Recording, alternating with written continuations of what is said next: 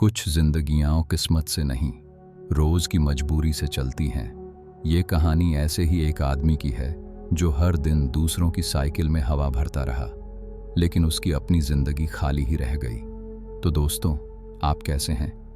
चलिए आज हम शुरू करते हैं रामू के जीवन सफर की कहानी। कहानी शुरू करने से पहले एक छोटी सी विनती है। अगर आपको ऐसी कहानियां पसंद हैं तो चैनल को सब्सक्राइब कर लीजिए ताकि आने वाली हर कहानी आप तक पहुंचती रहे। और कमेंट में यह बताना न भूलें कि आप किस शहर से यह कहानी सुन रहे हैं। सूरज जब उगता था तो गांव बडौली में रोशनी नहीं फैलती थी, धूल उड़ती थी। कच्ची सड़क, टूटे मकान, सूखी नालियां और उन्हीं के बीच एक झोपड़ी। उसी झोपड़ी में रहता था रामू।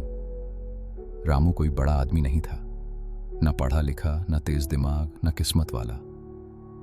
बस एक चीज थी उसके पास, पुरानी साइकिल और पंक्चर बनाने का डिब्बा। हर सुबह वह अपनी साइकिल झोपड़ी से बाहर निकालता, टायर में हवा भरता और गांव की सड़क के किनारे बरगद के पेड़ के नीचे बैठ जाता। पंक्चर बनवाना है क्या? यही उसका कारोबार था। गरीबी फिल्म जैसी नहीं होती, उसमें बैकग्राउंड म्यूजिक नहीं बजता। गरीबी मतलब पत्नी की आंखों में डर, बच्चों के पैरों में चप्पल नहीं और रात को खाना बचा या नहीं, इसकी चिंता रामू की पत्नी सीता अक्सर चुप रहती थी। शिकायत नहीं, सवाल नहीं, लेकिन चुप्पी भी बहुत कुछ कहती है। आज कितने पैसे आए वो पूछती नहीं थी, बस देखती थी। और रामू जवाब नहीं देता था, बस जेब उलट देता था। अक्सर उसमें 20 से 30 रुपए से ज्यादा नहीं होते। गांव वाले रामू को इंसान नहीं समझते थे, वो बस पंक्चर वाला था। कोई इज्जत नहीं, कोई अहमियत नहीं। अगर किसी की साइकिल ठीक हुई तो ठीक, नहीं तो गाली। अरे सही से बना, फालतू पैसा लेता है, इससे अच्छा तो खुद ही बना लूं। रामू चुप रहता, क्योंकि चुप रहना ही उसकी आदत बन चुकी थी। एक दिन गांव में तेज आंधी और बारिश आई, पेड़ टूटे, बिजली गिरी और सड़क पर कीचड़ भर गया। उसी दिन एक शहर की गाड़ी गांव के कीचड़ में फंस गई। महंगी गाड़ी, चमचमाती, गाड़ी का टायर फट चुका था। ड्राइवर घबरा गया, फोन काम नहीं कर रहा था। यहां कोई मैकेनिक है? किसी ने कहा, एक पंक्चर वाला है। रामू को बुलाया गया। वो कांपते हाथों से आया, क्योंकि पहली बार किसी बड़ी गाड़ी को छू रहा था। उसने ध्यान से टायर देखा, धीरे धीरे काम किया। 30 मिनट बाद गाड़ी तैयार। रामू ने झिझकते हुए कहा, बाबू साहब, आपकी गाड़ी अब तैयार है।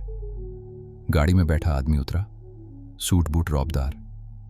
तू बहुत अच्छा काम करता है, उसने कहा, और फिर जेब से 5000 रुपये निकालकर रामू के हाथ में रख दिए। रामू को समझ ही नहीं आया, उसकी उंगलियां कांपने लगीं।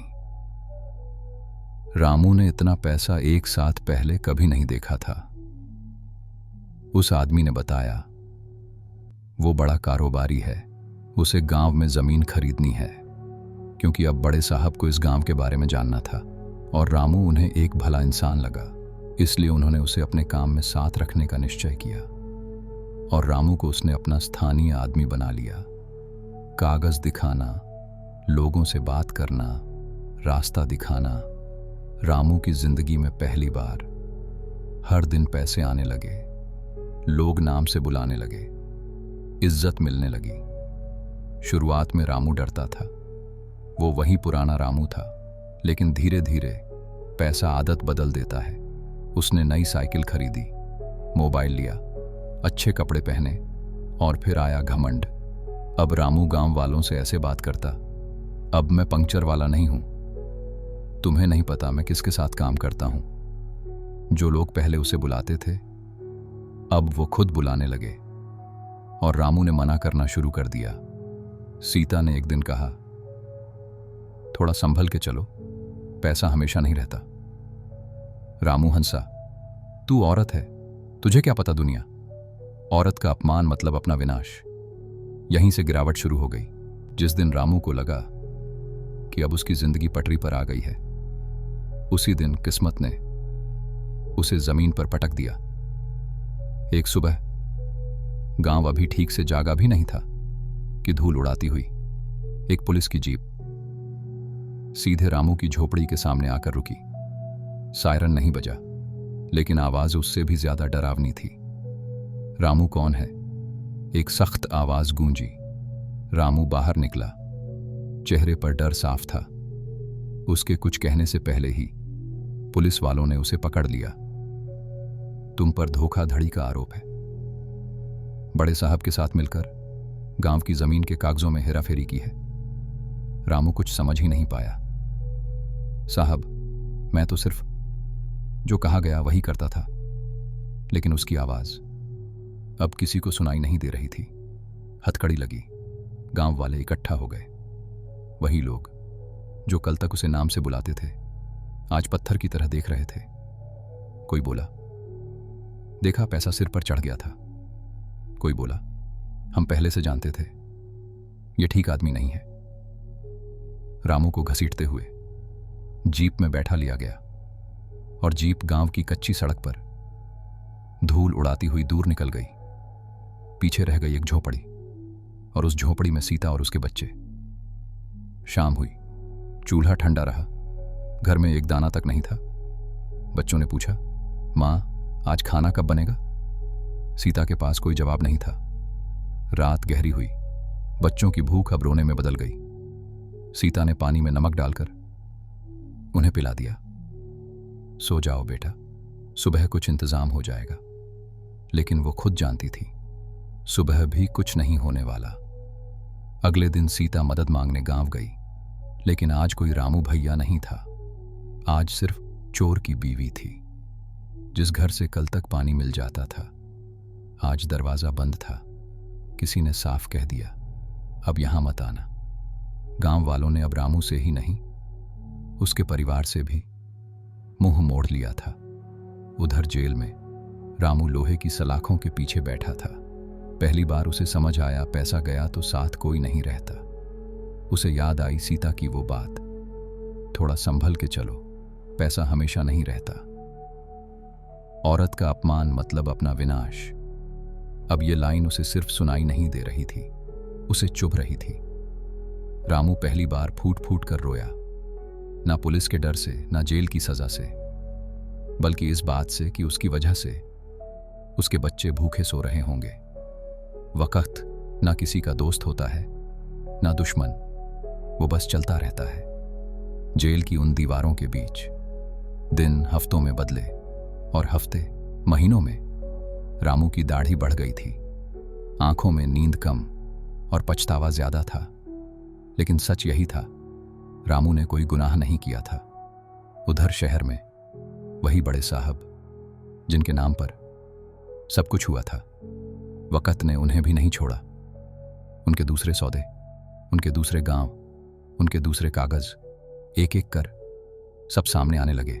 पुलिस को कड़ियां मिलने लगीं। और एक दिन सुबह की खबर थी, जमीन घोटाले का मास्टरमाइंड गिरफ्तार। वही बड़े साहब। पूछताछ हुई, कागज निकले, सच उगला गया। और उसी सच के बीच एक नाम आया, रामू। जांच आगे बढ़ी और फिर वो दिन आया जब जेल के दरवाजे खुले। अधिकारी ने कहा, रामू, तू बेगुनाह है। यह सुनकर रामू मुस्कुराया नहीं। उसकी आंखों से आंसू बह निकले, क्योंकि बेगुनाह साबित होना उस दर्द को मिटा नहीं सकता जो पीछे छूट चुका था। रामू वापस गांव लौटा। वही कच्ची सड़क, वही बरगद का पेड़, लेकिन इस बार वो सिर झुकाए चल रहा था। सीता ने उसे देखा, कुछ कहा नहीं। बच्चों ने उसे पकड़ा, कुछ पूछा नहीं। सब कुछ चुप था। शाम को रामू गांव के बीच खड़ा हुआ। वही लोग सामने थे जिन्होंने उसे चोर कहा था। रामू ने पहली बार अपनी आवाज ऊंची नहीं की, बस सच बोला, मैं बेगुनाह था, लेकिन गलती मेरी भी थी। पैसे ने मेरी आंखें बंद कर दी थीं। मैंने अपने लोगों को छोटा समझ लिया। रामू ने हाथ जोड़े, अगर मुझसे किसी को ठेस पहुंची हो तो मुझे माफ कर देना। वो झुका।